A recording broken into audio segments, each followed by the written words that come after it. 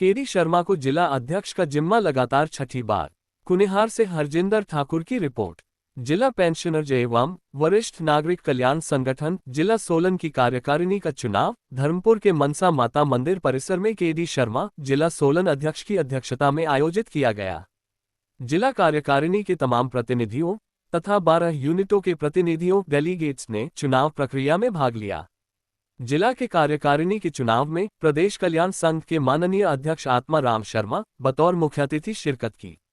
पेंशनरों को संबोधित करते हुए आत्मा राम शर्मा ने प्रदेश के मुख्यमंत्री सुखविंदर सिंह सुक्खू का आभार व्यक्त किया कि दीपावली त्योहार के मद्देनजर इस माह 28 नवंबर को पेंशन 22.5% एरियर 75 वर्ष से ऊपर के पेंशनरों को एरियर तथा 4% महंगाई भत्ते की किस्त जनवरी 2023 से देने की घोषणा का प्रदेश के तमाम पेंशनरों ने स्वागत किया।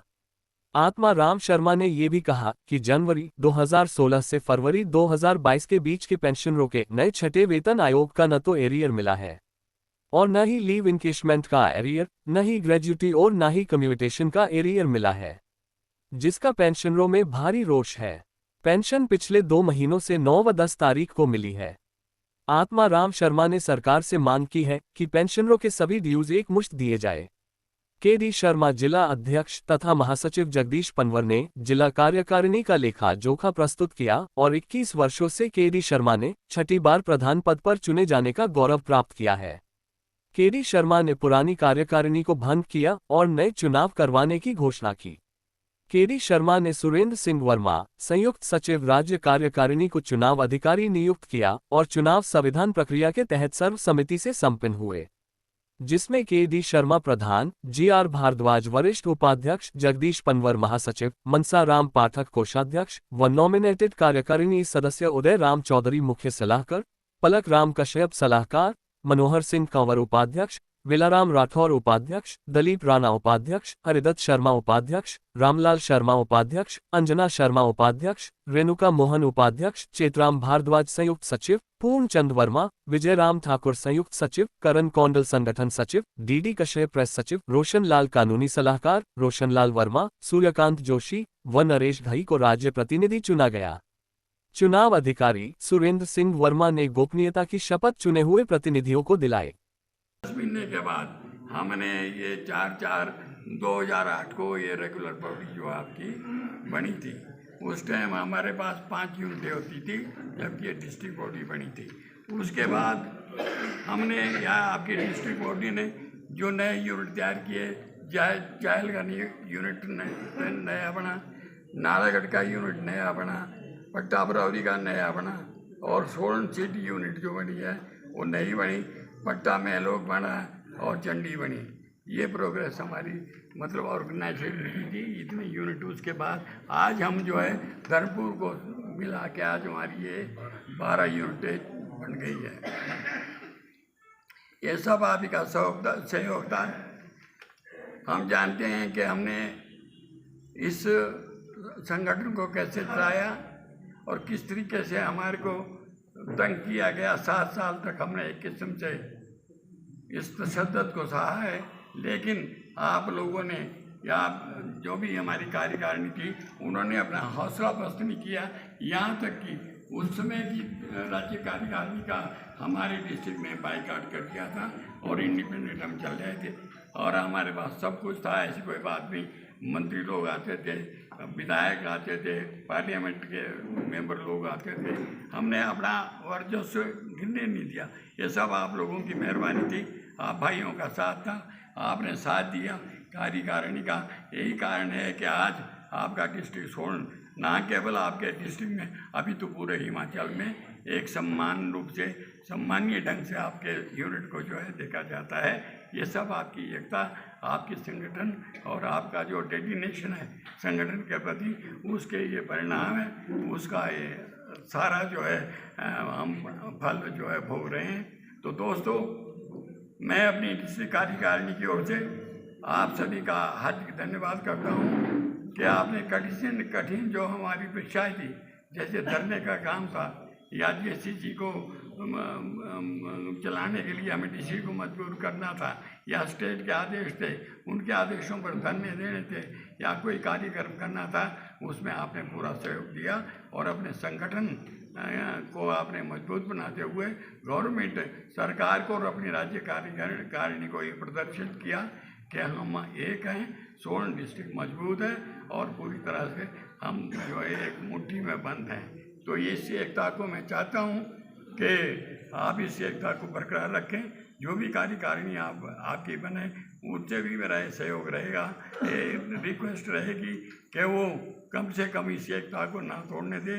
जो नैया हम इसको लतेड़ों से निकाल कर बाहर लाएं इस संगठन को, उस संगठन की बर्जोस्त को, उसकी मजबूती को बरकरार रखें, ये मेरी प्रार्थना है। गई साहब ने बड़ी अच्छी बात की, बड़े अच्छे सहयोग ढंग से इन्होंने बात की। इनकी बात का मतलब उल्टा मतलब इनका कहने का मतलब ये था कि वो जो कुछ एक लोग ऐसे हैं जो कि राजनीतिक रूप से अपना प्रभुत्व बनाए रखना चाहते हैं, वो जगह जगह जाके एक आदमी या दो आदमी का संगठन कर रहे हैं। तो इनका एक कहने का मतलब था कि हमें इससे पहले कि वो अपने ऐसे तत्व जगह जगह डाले, हमारे को अपने लोगों को, अपने पेंशन भाइयों को इकट्ठे करना है, इनका कहने का ये तात्पर्य था। तो इसके लिए मैं इनका जो सुझाव था बहुत अच्छा है, इनका धन्यवाद करता हूँ। लेकिन इनसे एक रिक्वेस्ट भी करता हूँ कि आप नालागढ़ सबसे बड़ा यूनिट है और ये बद्दी वगैरह है या रामशरण वगैरह, ये तो आपका क्षेत्र है। अगर आप वहाँ कर रहे हैं तो ये तो आप लोगों की जिम्मेदारी है कि आप उसको बात करें। हमारे डिस्ट्रिक्ट के प्रेसिडेंट या वाइस प्रेसिडेंट वहाँ बैठे हुए हैं, आपकी नालागढ़ की बॉडी बैठी तथा जिला सोलन पेंशनर वेलफेयर एसोसिएशन के माननीय अध्यक्ष श्री के.डी. शर्मा जी, राज्य में मेरे सहयोगी श्री एस.आर. शांडिल जी, आप स्टेट में फाइनेंस सेक्रेटरी है, श्री सुरेंद्र वर्मा जी स्टेट में जॉइंट सेक्रेटरी है, और एक यूनिट पंचकुला यूनिट हमारी जो स्टेट से बाहर है, आप वहाँ के जनरल सेक्रेटरी है, श्री जगदीश पंवार जी स्टेट के हमारे ऑडिटर हैं और जिला सोलन के general secretary, Shri Roshan Lal ji state legal adviser, मेरे जो कानून के हमारे जो मसले हैं उनको राज्य में देख रहे हैं, स्टेट एग्जीक्यूटिव के मेरे यहाँ पे जो माननीय मंत्री जो है सदस्यगण है, जिसमें कि जोशी साहब है और के.सी. शर्मा जी है और कंवर साहब है, और जो दूसरे लोग हैं यहाँ पे, जिला सोलन के सीनियर वाइस प्रेसिडेंट भारद्वाज जी तथा जिला सोलन के यहाँ उपस्थित हर यूनिट एवं ब्लॉक के अध्यक्ष, महामंत्री तथा जिला सोलन के यहाँ पर समस्त डेलीगेट्स, मैं राज्य पेंशनर वेलफेयर एसोसिएशन की तरफ से जिला सोलन के तमाम डेलीगेट्स का जो आज यहाँ पर उपस्थित है, उनका मैं यहाँ माता मनसा देवी मंदिर में और परिसर में उनका बहुत बहुत स्वागत करता हूँ। और साथ ही आपको जो आपकी जो पिछली कार्यकारिणी है, जो तकरीबन 2.5-3 साल में मेरे जो स्टेट में कार्यकाल हुआ है उसके साथ मिलकर जो इन्होंने काम किया है, उसके बारे में भी 2-4 चंद शब्द कहना चाहता हूँ। जैसा कि आप भली भांति जानते हैं, मेरा कहने का मतलब तो ये है कि कोई भी एसोसिएशन स्टेट में हो और जितने तक जो मेन उनका जो यूनिट है वो डिस्ट्रिक्ट है या ब्लॉक है, और हमारा जो स्टेट में जो कॉन्स्टिट्यूशन में भी है पेंशनर वेलफेयर एसोसिएशन, उसमें प्रदेश के जितने भी जिला के हमारे पेंशनर है, चाहे वो उनकी रजिस्ट्रेशन अलग अलग नाम से भी है, अलग अलग जिलों में अलग अलग से भी है, पर वो हमारे पूरे स्टेट में हमारे से एफिलिएटेड है, हमारे मेंबर है। और मैंने तो तकरीबन अभी 2.25 साल भी नहीं हुए संभाले हुए। जब से ये एसोसिएशन बनी है 2006 से लेकर जब इसकी रजिस्ट्रेशन हुई है तब से लेकर इस तरह ही ये जो हमारा जो एसोसिएशन है इस तरह ही काम कर रही है। और कई जगह जो है ऐसे लोग भी बीच में आए, मैं ज़्यादा डिटेल में तो उनका नहीं बोलना चाहता, जो कि संख्या में बड़े कम थे, पर उन्होंने जो हमारी जो पिछली जो कार्यकारिणी थी उनके ऊपर ना जाने कोई दबाव डाला, या वो पिछली एसोसिएशन के इतने वो प्रिय थे कि वो ज़्यादा बात उन्हीं की करते थे। हमेशा कभी भी संख्या बल की उन्होंने बात नहीं देखी, क्योंकि जैसे कहते भी ये संघे शक्ति कलयुग है। अगर आपके पास लोग ही नहीं है, अब आप अपने आप को अखबारों में या अपने आप को पेपर्स पे कोई भी एसोसिएशन बनाते हैं तो उसका हाल तो ऐसा होता है जैसा कि अभी अब हुआ। हमने एक पहले कॉल दी थी कि 20 तारीख को जो पीछे है पूरे प्रदेश में डीसी महोदय के थ्रू मेमोरेंडम देंगे। उसमें क्या हुआ वो भी आप भली भांति जानते हैं। उसके बाद जो भी हमारी जो मोटी मोटी डिमांडें हैं, मैं थोड़ा सा बोलना चाहूँगा। मैं तो पहले भी ये चाह रहा था कि मैं बाद में बोलूँ, जब इलेक्शन हो जाए उसके बाद बोलूँ, थोड़ा डिटेल में बात करूँ। पर जो आप लोग यहाँ बैठे हैं आज, यहाँ पे आप इलेक्शन कराने के लिए बैठे हैं। जहाँ तक हमारी डिमांड्स की बात रही, आपको भली भांति जानते हैं, हमारे पास अब तो जो पेंशनर है वो खास करके 2 कैटेगरी है। एक पेंशनर वो है जो 2016 के बाद के हैं और वो फरवरी 22 तक के हैं, और एक पेंशनर वो है जो उससे पहले के हैं। होता ये था, आप भली भांति जानते हैं कि आज तक जब जब भी पे कमीशन की रिपोर्ट आती है 10 साल बाद आती है, जो भी सरकार पावर में होती है वो सरकार उसको इम्प्लीमेंट करती है। और पिछली जो सरकार थी क्या किया, मेरे को यहाँ बोलने में कोई गुरेज नहीं है। पिछली सरकार को चाहिए था कि ये उस टाइम हमारी जो इम्प्लीमेंट करती 6th पे कमीशन जो भी पंजाब का था और सेंटर का 7th पे कमीशन था। पर पिछली सरकार में आप भली भांति जानते हैं कि उन्होंने एक नोटिफिकेशन की थी। बड़ी मुश्किल से हमने पीछे जेसीसी का गठन किया था, उसमें हम वहाँ गए थे।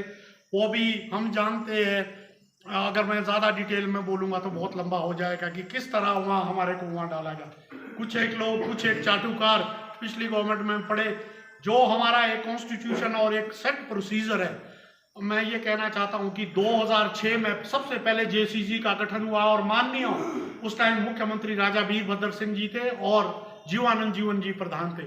उसमें हमारा जो प्रोसीजर है वो यही होता है कि हर जिला के प्रेसिडेंट और जनरल सेक्रेटरी इलेक्टेड जो है, और स्टेट के जो टॉप लेवल के हमारे 10-15 लोग हैं या 20 लोग हैं, वो उसमें जो है जेसीसी के लिए जाते थे। पर पिछली बार वो पिक एंड चूज किया।